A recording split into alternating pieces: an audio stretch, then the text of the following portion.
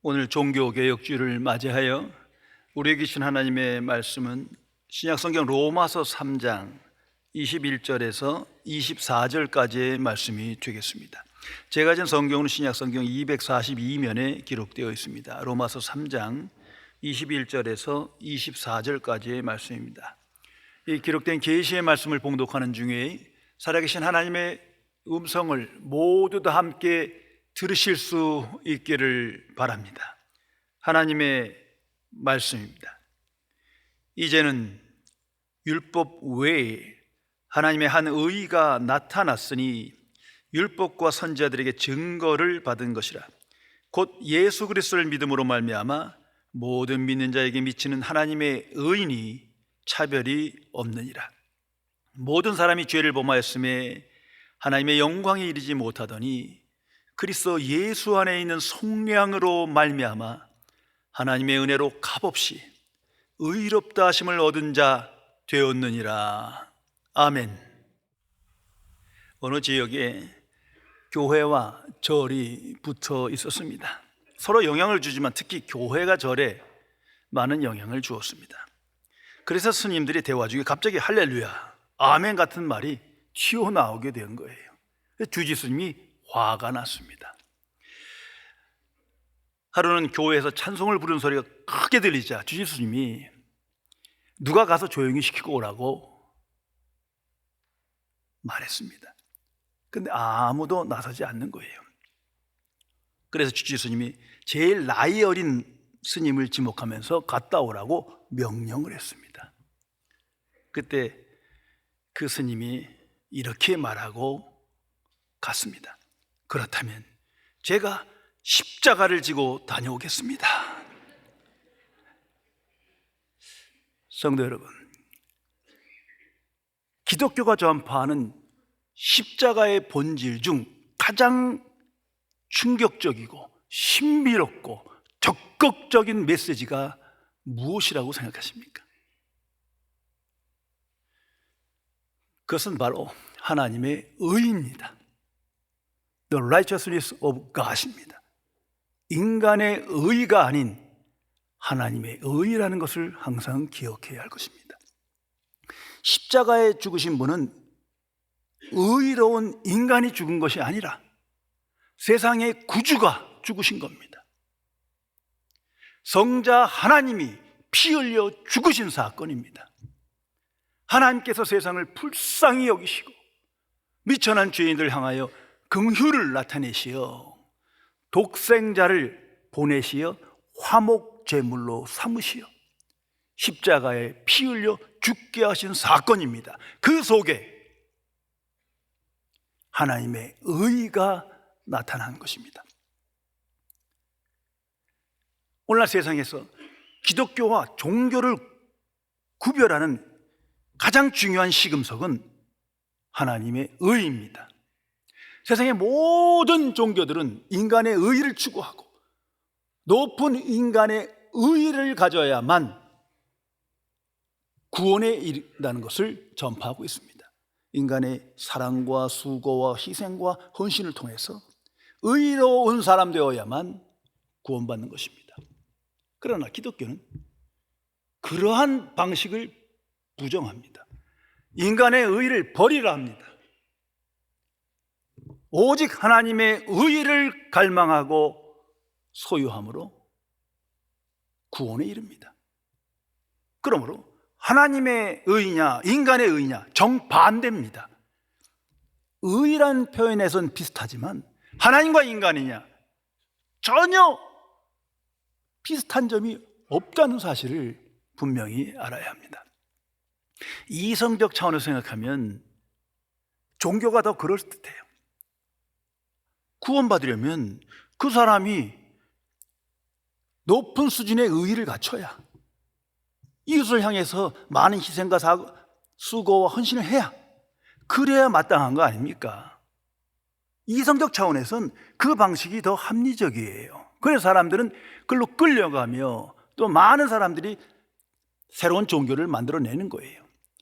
그 중심은 인간의 의라는 것을 기억해야 합니다. 그러나 기독교는 No! 절대 아닙니다. 그런 방식으로는 구원을 받을 수가 없어요. 인간의 의의가 아무리 높아도 죄인이에요. 그 죄값을 치러야 돼요. 하나님의 기준에 미치지 못해요. 정확히 말씀드리면 하나님의 의 앞에는 아무것도 아니, 하나님의 의 앞에는 합당하지 못한 거예요. 그러므로 기독교의 구원에서 절대적인 조건은 하나님의 의가 있어야 합니다. 이런 관점에서 온 인류에게 가장 필요한 것이 무엇입니까? 하나님의 의인 거예요. 그것을 모르기에, 그 의의 가치를 모르기에 악한 세상인 겁니다. 하나님과 바른 관계를 맺으며 하나님과 교통하며 함께하며 하나님의 말씀을 드리며 하나님의 주신 복을 누리며 형통한 삶을 살아가는 길은 하나님의 의가 먼저 있어야 합니다. 하나님의 의가 없이는 기도의 문이 열리지도 않고 기도가 응답되지도 않고 성경을 읽거나 말씀이 들려지지도 않고 하나님과 바른 관계를 맺을 수 없다는 사실을 항상 기억해야 합니다. 이런 얘기가 있습니다. 유대 랍비와 가톨릭 신부가 우연히 한 비행기를 타고 여행을 하게 됐어요. 문제는 기내식 때 발생한 겁니다. 랍비는 율법에 따라 자신의 정결법을 따라 돼지고기를 먹지 않습니다. 근데 돼지고기 기내식이 나와서 그걸 거부한 거예요. 이걸 보고 한심하다는 듯이 신부가 비아냥거렸어요. 한심하네. 이 양반은 언제쯤 맛있는 돼지고기를 먹어보려나. 랍비가 가만히 있지 않았어요. 웃으면서 말합니다. 당신 결혼식에서 먹어볼 거야. 자, 인간의 의라는 것은 좁게는 인간이 정한 법, the law, 법을 지킴으로 이루어지는 것을 말합니다. 크게는 하나님의 법, 율법을 지킴으로 의를 이루는 거예요. 그런데 그 속에 깊은 유혹이 있고 함정이 있다는 것을 우리는 인식해야 합니다. 그 속에 사탄의 역사가 있단 말이에요. 먼저는 이 인간의 의라는 건 중독성이 있어요. 왜냐하면 의의 행동을 하면 사람들이 칭찬합니다. 아, 기분 좋거든요. 이 얘기 드리라고 또 선행을 합니다. 또 칭찬이 들려옵니다. 계속 칭찬받기 위해서 반복된 행위를 하는 그런 중독성을 말합니다. 그리고 그런 과정에서 그 사람은 교만해집니다. 그 칭찬이 자신의 인격이라고 생각하는 거예요. 전혀 그런 거 아닌데, 그 부분적 행위 하나뿐인데, 그런데 착각하게 돼요. 교만한 가운데 다른 사람들을 비난하게 돼요. 선행도 모르고 이웃을 위해 봉사할지도 모르고 이게 참 시원찮은 사람이다, 이렇게 생각하게 됩니다. 거기서부터 잘못되게 되는 거예요. 그런 중에 인간의 의는 자신의 정체성을 왜곡합니다. 잘못된 정체성을 갖고 살아요. 의의가 높으면 높을수록 나는 다른 사람보다 더 괜찮은 사람이야, 더 훌륭한 사람이야, 다른 사람보다 더 나은 사람이야. 그 순간 진정한 이웃사랑이라는 것은 사라지는 거예요. 이웃사랑을 불가능하게 만들어요. 행위에 끌린 것이지 그 이웃을 인격으로 대하지 않는 거예요. 저 사람은 불쌍한 사람이야. 자신의 행위를 받아야만 되는 그런 하급적 존재로 생각하게 됩니다. 처음 시작은 이웃사랑으로서 그 마음을 가지고 선행이었으나 그 과정 속에서 이게 자꾸 뒤틀어지는 거예요. 결국은 참 사랑을 왜곡하며 이웃사랑의 장애물이 되는 겁니다. 그리고 더 나아가선 인간의 의는 그 사람을 위선적인 인간으로 변질시킵니다. 참으로 무서운 거예요.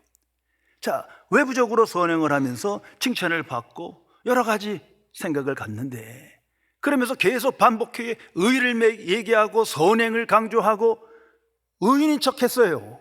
그런데 사실은 그런 존재가 자기가 아닌 걸 알잖아요. 자기는 의인이 아니에요. 그러다 보면 의인인 척 해야 되잖아요.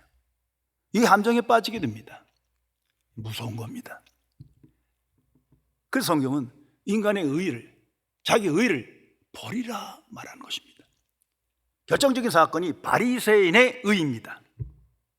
그건 우리 모두에게 있는 거예요. 그들은 하나님의 말씀을 묵상했고 성경을 가르쳤고 하나님의 일에 힘썼어요.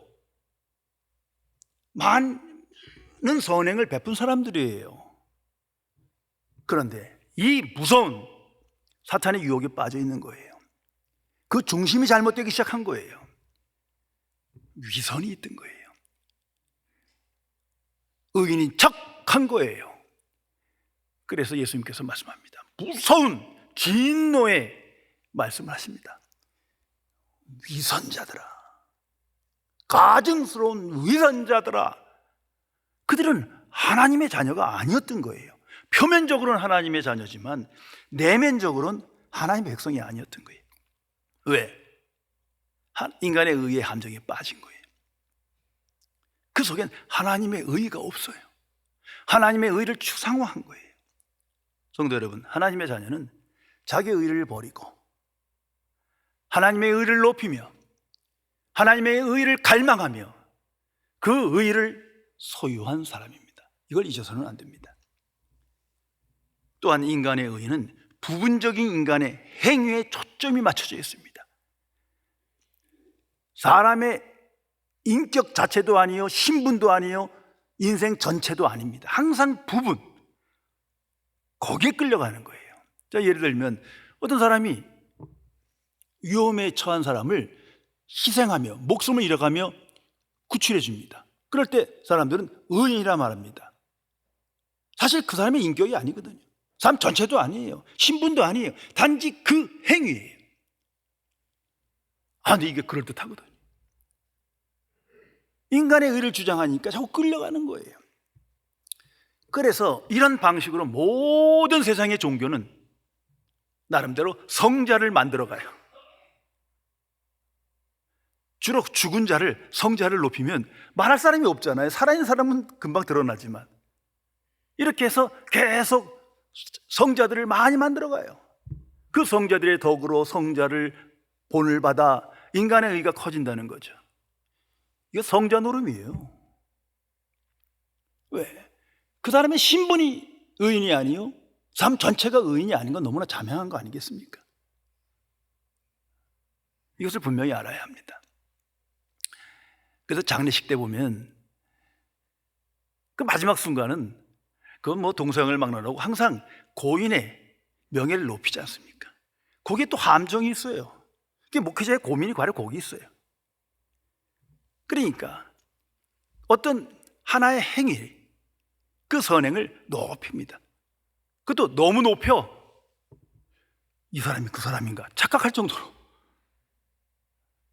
이것이 함정인 거예요. 인간의 의의 한계예요. 그래서 이런 얘기가 있어요. 서양 장례식에는 관을 속에 화장을 잘 시켜서 고인을 이렇게 보게 하지 않습니까? 사회자가 이 고인을 추모하는데 너무 높여놓은 거예요. 그런 사람이 아닌데 그 조그만 행위를 굉장히 높여놓은 거예요. 듣던 미망인이 야, 이거 아무래도 내 남편이 아닌가 보다 의심하기 시작했어요. 그다가 난 자식한테 그랬다는 거 아닙니까? 야, 가서 네 아버지인지 얼굴인지 확인하고 와라. 아무래도 다른 데 온 것 같다. 인간의 의의 함정이에요. 그러나 하나님의 의는 명백히 구별됩니다. 그 신분을 말하는 거예요. 인생 전체를 의미하는 겁니다. 하나의 부분적 행위를 말하는 게 아니에요. 이걸 구별해야 합니다. 오늘 우리에게 주시는 고귀한 하나님의 말씀이 21절에 이렇게 기록됩니다. 이제는 율법 외에 하나님의 한 의가 나타났다. 성도 여러분, 이 말씀 항상 기억하며 묵상해야 합니다. 이것이 기독교의 선포요, 교회의 선포입니다. 위대한 복음의 진수이며 복음 중의 복음입니다. 영문으로 보면 더 분명하게 의미를 알 수 있습니다. But now, 그러나 이제는 다시 말해서 전에는 그렇지 않았다는 거죠. 그러나 이제는 apart from law, 율법으로부터 벗어나서 율법 아래에 있는 것이 아니라, 법 아래에 있는 것이 아니라 법 위에, beyond of the law예요. 법을 넘어서 새로운 차원의 역사가 나타난 거예요. The righteousness of God has been disclosed. 하나님의 의가 나타났다, 이런 말이에요. 기독교와 타 종교를 분별하는 가장 위대한 진리, 복음 선포가 바로 이 말씀입니다. 하나님의 의가 구별의 시금석입니다. 다시 한번 깊이 생각해 보세요. 율법 외에, 자, 인간은 율법을 지킴으로 인간의 의를 키워나갔어요. 그 안에 모든 지식과 종교가 있어요. 그런데 그런 의가 아니라는 거예요. 율법 외에, 율법 지킴도 아니요, 율법을 수호해서도 아니에요. 그럼 어디를 말합니까? 십자가의 사건을 말하는 거예요. 예수 그리스도의 십자가 사건을 지적하는 것입니다. 오직 예수 그리스도 안에, 십자가 안에 하나님의 의가 나타났다, 그걸 선포합니다. 성도 여러분, 이 사건은, 이 선포는 역사의 유일한 대전환점입니다. 이게 가볍게 그냥 지나갈 선포 진리가 아니에요. 이 사건으로 말미암아, 이 하나님의 의가 나타나는 선포로 말미암아 전에는 이제는이 구별되는 거예요. 이 말씀 속에서 이제 인간은 선택을 해야 합니다. 결단해야 합니다. 율법을 따라 자신의 의를 높일 것이냐, 아니면 하나님의 의를 따라 내 의를 버릴 것이냐. 율법이냐 십자가냐, 예수 그리스도 아니냐 바뀌냐. 위대한 전환점입니다. 좁혀 말하면 관점의 대전환이에요. 거듭남이란 이런 거예요. 예수 그리스도를 믿고 십자가의 복음을 믿음으로 관점이 완전히 변한 거예요. 예수 그리스도의 사건으로 이전과 이후, 아니 역사의 사건 중에 그 사건으로 말미암아 전에는 이제는이 구별되는 겁니다. 그래서 성경은 이제는 시작합니다. But now, 이 전에는 로마서 1장 18절부터 이 바로 직전까지는 하나님의 진노에 대한 메시지가 강력하게 선포됩니다. 의인은 하나도 없다, 하나님의 진노가 임박하였느니라, 하나님 보시기에 하나님의 의의 기준에 모두 다 미치지 못하느니라, 의인은 없으되 하나도 없다, 율법 아래 모두가 죄의 종이니라 선언합니다. 그러나 이제는 다른 세계가 열렸다는 거예요. 이것이 기독교의 선포입니다. 한 유치원에서 선생님이 아이들에게 질문합니다. 여러분, 10년 전에는 없었는데 이제는 있는 게 뭘까요?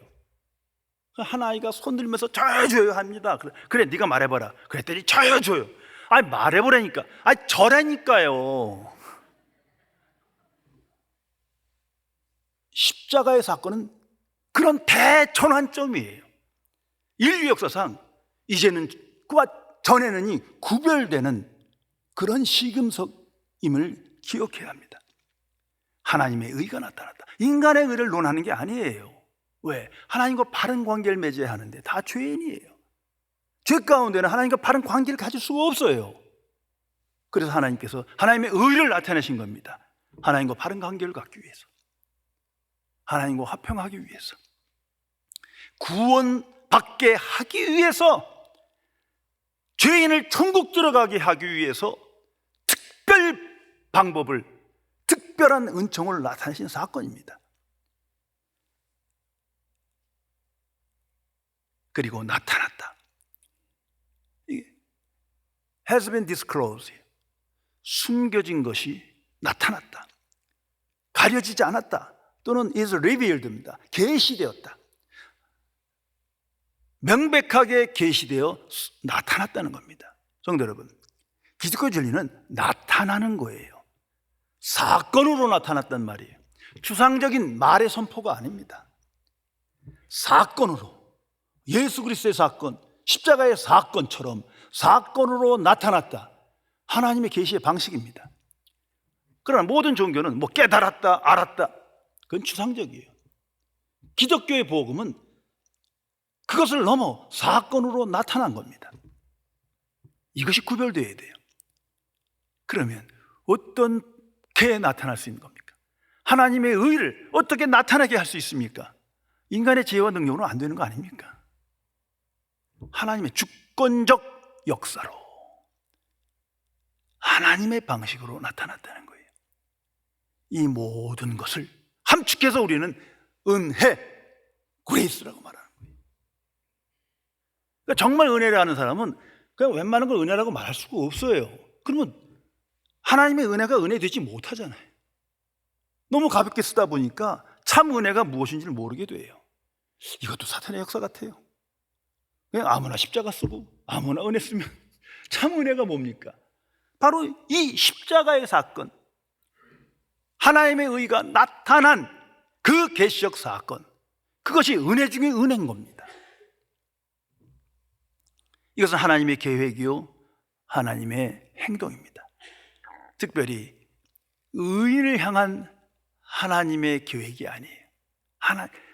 죄인을 향한 하나님의 계획이요 행동이에요. 그러니 무엇과 비교할 수 없는 은혜인 거죠. 성도 여러분, 이것을 복음이라고 하는 겁니다. 이것이 위대한 복음인 것입니다. 이 복음을 믿음으로 우리가 구원받아 하나님의 자녀된 겁니다.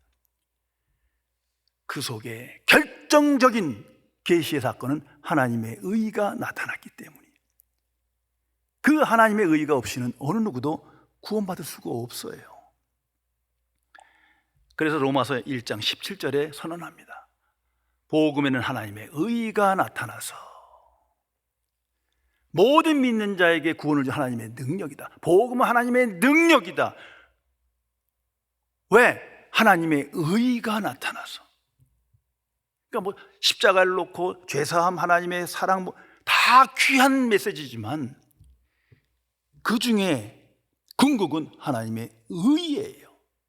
하나님의 의를 알지 못하면, 의를 갈망하지 않는 자는 아직 인간의 의의 차원에 남아 있는 겁니다. 특별히 오늘 본문에 나타난 하나님의 의가 나타난다는 것은 더 깊은 메시지가 있습니다. 복음의 진수를 우리에게 알려주고 있어요. 저는 이렇게 말하고 싶어요. 세 번째 의예요. 인간의 의, 하나님의 의, 그리고 세 번째 의. 이 세 번째 의는 하나님의 의가 내 것이 되는 거예요. 이게 참 충격적이고 깜짝 놀랄 만한 사건 아닙니까? 내 인격이 의인이라는 게 아니에요. 내 안에 내재된 의가 하나님의 의라는 게 아니에요. 하나님께서 수리수리 마수리 해갖고 그 의가 우리 안에 있어서 완전히 갑자기 의인처럼 변화된다는 말이 아니에요. 그런 일은 없어요. 그런데 그 의가 내 것이 되는 거예요. 전가됐다는 거예요. 하나님께서 그렇게 하셨다는 거예요. 여기셨다는 거예요. 이걸 믿음으로 구원받는 겁니다. 이것을 칭의라고 합니다. justification이요. just가 아니에요. 의가 아니에요. 내게 의가 없어요. 구원받을 만한 의가 없는 거 우리 아시잖아요. 그러나 의롭게 여기셨다. 의롭게 칭했다. 이 칭의요. 이것이 하나님의 선포요. 하나님의 행동이에요. 우리 안에 내재된 의가 아니라 전가된 의예요. 그렇게 하나님께서 역사하시고 약속하신 거예요. 그걸 믿음으로 우리는 구원받아 하나님의 자녀가 됩니다. 그 하나님의 의가 내 안에 전가될 때 우리의 신분이 바뀌는 거예요. 우리의 삶 전체가 바뀌는 거예요. 왜? 하나님께서 의롭다 칭하시니까. 이거 얼마나 굉장한 사건입니까? 이걸 어떻게 잊을 수가 있겠습니까? 이성적으로는 불가능하지만 은혜 안에서는 가능한 거예요. 그래서 기적이요 능력이라는 겁니다. 어떻게 하나님의 의가 내 것이 됩니까?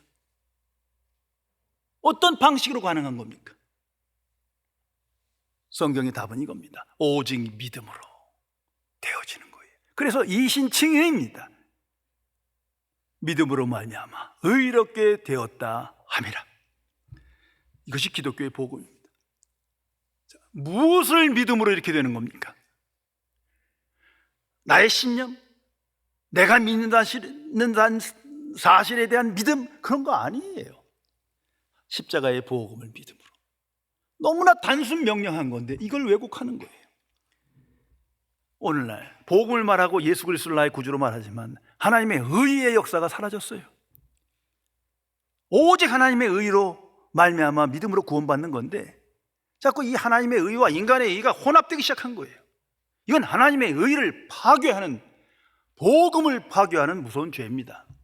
그런데도 거침없이 기독교 안에 이런 일이 행해지는 거예요. 어차피 세상은 하나님의 의를 몰라. 그러나 교회의 선포는 오직 하나님의 의인데 이 의의 선언이, 의의 역사가 사라지는 겁니다. 그러다 보니 예수 믿고 열심히 새벽기도 나오고 헌금하고 하나님 일 하면 복을 받아서 형통하고 뭐 이상한 시나리오를 자꾸 쓰는 거예요. 이성적으로는 그게 합당하다니까요. 왜? 모든 종교가 그런 방식으로 얘기하고 세뇌당한 거예요. 그래서 예수 믿음으로 자아 성취하고 소원 성취하고 부와 건강을 얻고 번영하고 성공하고 이 세상에 유토피아가 일어나고, 이건 완전한 거짓말인데 여기에 끌려가는 거예요. 어느덧 인간의 의가 자꾸 앞서가니까, 하나님의 의를 가감하다 보니까 여기서 못 벗어난 수준이 된 겁니다. 그런데도 이 번영의 복음, 번영의 신학이 기독교 안에 널리 퍼져 있고 여기에 또 장단을 맞춰 끌려서 너무 좋으니까 수많은 사람들이 교회로 오는 거예요. 이건 부흥의 역사가 아닙니다.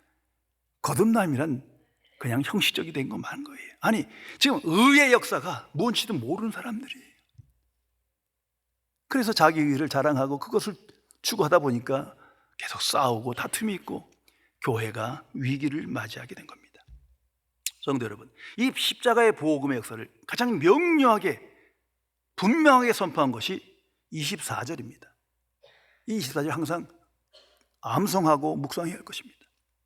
그리스도 안에 있는 성령으로 말미암아 하나님의 은혜로 값없이 의롭다 하심을 얻은 자 되었느니라. 자, 하나님 예수 그리스도의 성령으로 말미암아, 이게 무슨 뜻입니까? 십자가 사건 말하는 거예요. 예수님의 가르침도 아니요, 기적도 아니요, 능력도 아니에요. 예수 그리스도의 안에 나타난 성령으로 말미암아, 대속 제물로 말미암아, 그건 십자가밖에 없는 거예요. 그래서 오직 십자가만이 유일한 복음이요, 구원에 이르는 유일한 길입니다. 여기에 믿음을 가지면 세상이 보이기 시작해요. 헛된 세상이 보이기 시작해요. 인간의 의를 추구하는 헛된 지식들이 얼마나 위험하고 가증스러운가가 보이기 시작합니다. 그리고 하나님의 은혜로 값없이, 다시 은혜란 말이랑 값없이란 말이 이게 중복되는 표현이에요. 강조하는 거죠. 두 번 강조합니다. 은혜, 값없이 다 선물인 거예요. 인간의 공로와 인간의 의로 말미암아 얻어지는 게 아니에요. 하나님의 은혜로 값없이. 그러나 대신 예수님께서 화목제물 되셨잖아요. 대신 대가를 치르셨잖아요. 인류의 죄를 위하여, 나의 죄를 위하여 피 흘려 죽으셨잖아요. 그 대가로 말미암아 하나님의 은혜로 값없이 우리가 구원에 동참하게 되는 것입니다. 그리고 선언합니다. 의롭다 하심을 얻은 자 되었느니라. 죄인인데 아무리 봐도 나는 미천한 죄인이고 아무리 10년 20년 지나봐야 여기서 못 벗어날 것 같은데 의롭다 하심을 얻었느니라. 하나님의 선포예요. 이것을 은혜라고 합니다. 이 은혜로 말미암아 우리가 구원받은 거예요. 성도 여러분, 이거 잊을 수 있는 일입니까? 다 잊어버려도 십자가 안에 나타난 하나님의 의만은 잊을 수가 없는 거예요. 이건 충격이에요. 강력한 신비가 내 안에 믿어지게 됐고 이루어지는 사건입니다.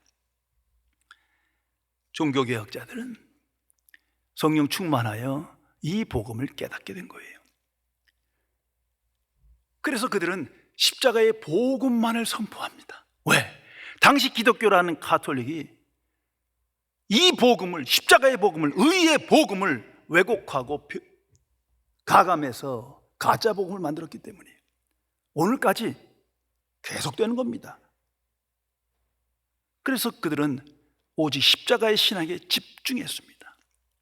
그리고 모두 한 목소리로 말합니다. 이신칭의, 이것이 기독교 교리 중에 교리요 복음 중에 복음이다. 믿음으로 말미암아 의롭다 칭함받는다. 어떻게 보면 황당무계한 이러한 진리가 기독교의 선포요 복음 진리인 것입니다. 그래서 그들은 말합니다. 오직 믿음, 오직 은혜, 오직 복음. 이게 언어가 같다고 같은 의미가 아니지 않습니까? 거듭난 그리스도인은 동일한 믿음의 삶을 살아갈 수밖에 없는 거예요. 왜? 복음으로 말미암아 하나님의 자녀 됐고 하나님의 의가 내 안에 있으므로 그 사건에, 그 약속에 감사하고 감격하여 의의 증인으로, 복음의 증인으로 자기 의를 버리고 하나님의 의를 추구하며 오늘을 살아가게 됩니다. 그래서 예수님께서 말씀하지 않습니까? 너희는 먼저 주의 나라와 주의 의를 구하라. 먼저 주의 나라와 주의 의를 갈망하고 붙잡고 증거하며 묵상하며 그 의의 증인으로 살라. 그 말씀이에요. 그 사람이 거듭난 하나님의 자녀입니다. 믿음으로 산다는 것은 바로 이런 삶을 의미하는 겁니다. 그러고 보면 내 의지도 아니요, 내 헌신도 아니요, 내 노력도 아닌 거예요. 그렇게 되어진 신분과 상태와 모든 능력이 오직 복음으로 말미암아, 하나님의 은혜로 말미암아 그 은혜의 응답으로 믿음으로 되어진 것을 고백하게 됩니다. 하나님의 사람 마틴 루터의 유명한 일화입니다. 다시 한번 생각해 보세요. 비텐베르그에 있는 수도원의 탑방에 앉아 하나님의 완전한 의의를 깊이 묵상할 때 일입니다. 그는 매일매일 수도원에서 하루에 3시간씩 참회를 했다고 합니다. 그리고 사죄받은 죄임에도 불구하고 또다시 사죄의 은총을 구하며 죄를 회개합니다. 그만큼 죄의 용서에 대해서 간절했던 훌륭한 사제였습니다.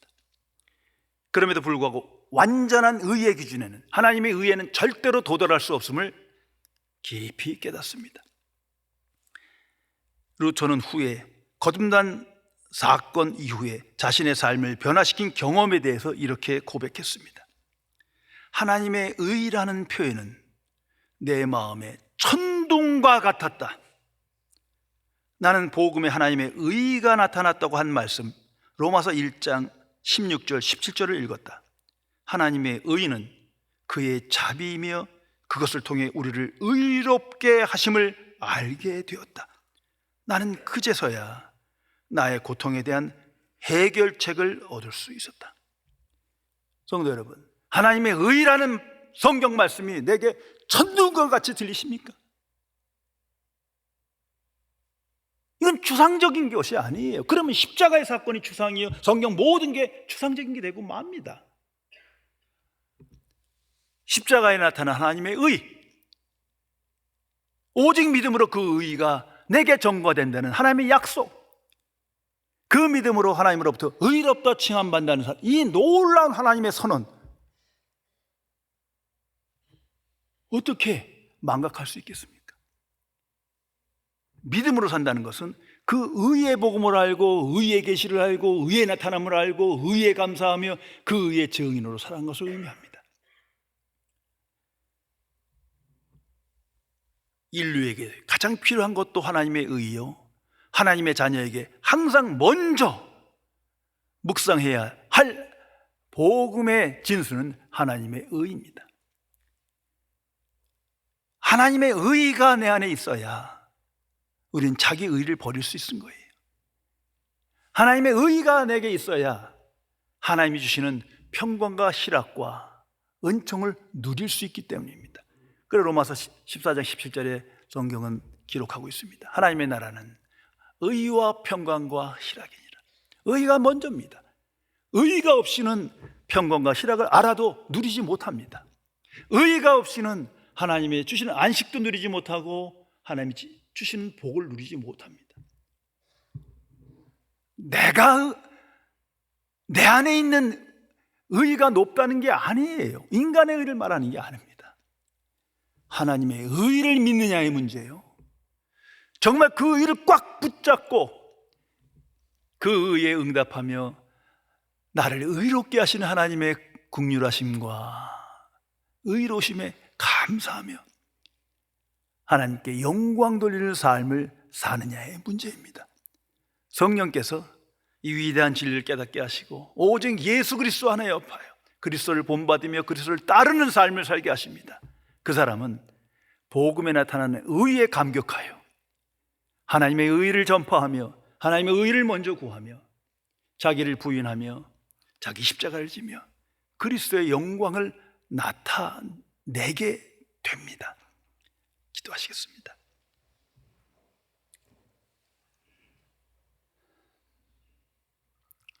창조주이시며 거룩하신 하나님 아버지, 온 인류가 죄 아래에 있으며 하나님이 보시기에 의인은 하나도 없는 하나님의 진노의 대상인 것을 잘 아시면서도 이처럼 세상을 사랑하시고 인류를 긍휼히 여기시사 예수 그리스도를 이 땅에 보내시며 십자가의 사건 속에 하나님의 의를 나타내 주심에 진심으로 감사드립니다. 하나님의 의가 없이 누가 하나님께 나아가리요? 하나님의 의가 없이 하나님과 누가 교통하며 하나님과 함께하며 하나님의 주시는 복을 누릴 자가 어디 있겠습니까? 그럼에도 불구하고 의의 복음을 망각하고 의의 진리를 묵상하지 아니하여 또다시 인간의 방식으로 자기 의를 높이며 원망과 불평과 정죄와 두려움 속에 살아가는 죄인을 불쌍히 여겨 주옵소서. 성령이시여 하나님의 자녀 안에 계셔 성령 충만함을 허락하시어 십자가의 복음에 집중케 하시고 복음 안에 나타난 하나님의 의의 역사에 진심으로 감사하며 응답하여 이제는 하나님의 의를 따라 살아가는 의의 증인이 되어 승리할 수 있도록 지켜 주옵소서. 우리 주 예수 그리스도의 이름으로 간절히 기도드리옵나이다. 아멘.